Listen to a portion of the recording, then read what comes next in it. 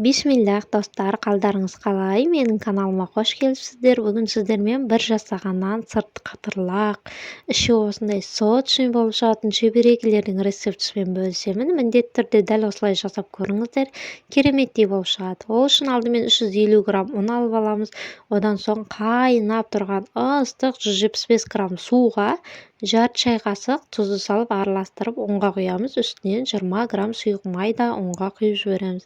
Алдымен шаншқымен дәл осылай араластырып алыңыздар, себебі бірден қолмен илейтін болсаңыздар, қолдарыңыз күйіп қалуы мүмкін.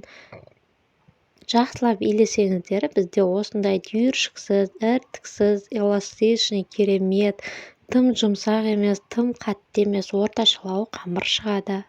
Бетін жауып демалуға 20 минутқа қалдырамыз. Ол аралықта салмасын дайындаймыз. Ол үшін бізге тартылған ет және осындай 2 пияз қажет.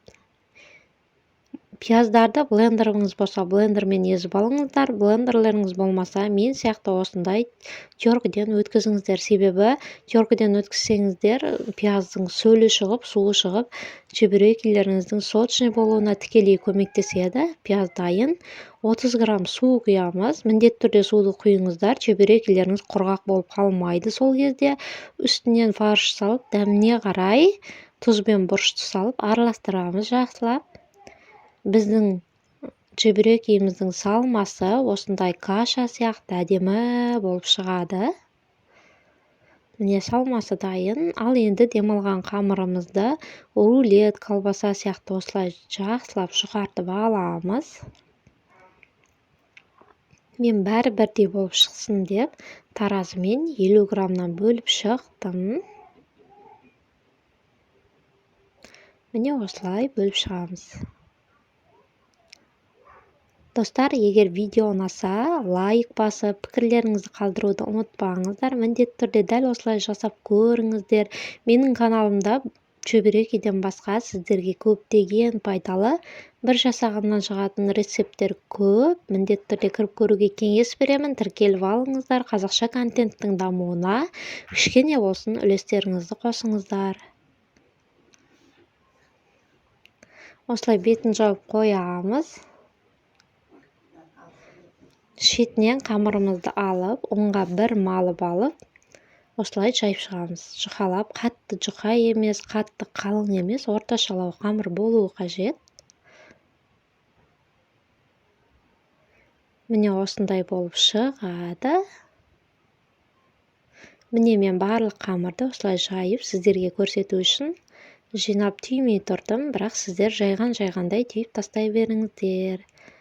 Чебурекіміздің дәл ортасынан, жартысынан ары қарап фарш салып шығамыз. Қашықпен бір тегіс етіп жайып шығыңыздар. Шеттерін міндетті түрде сулап жіберіңіздер. Сол кезде ашылмай әдемі болып, бір-біріне қатты жабысады. Осылай басып шығыңыздар.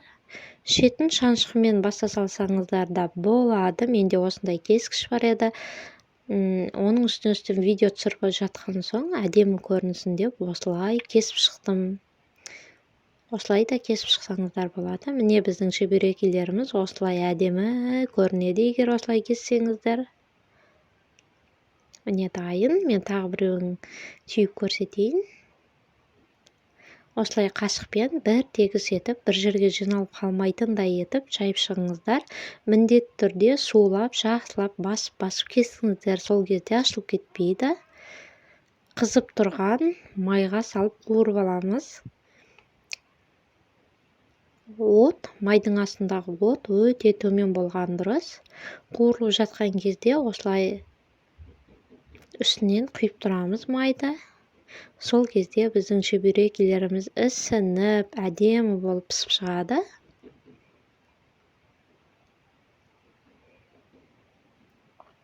Міне мен байқап тұрсаңыздар видеода, мен май құйған сайын біздің чебурекілеріміз ісініп, әдемі болып көтеріліп жатыр. Екінші жағы қызарғаннан соң осылай аударамыз.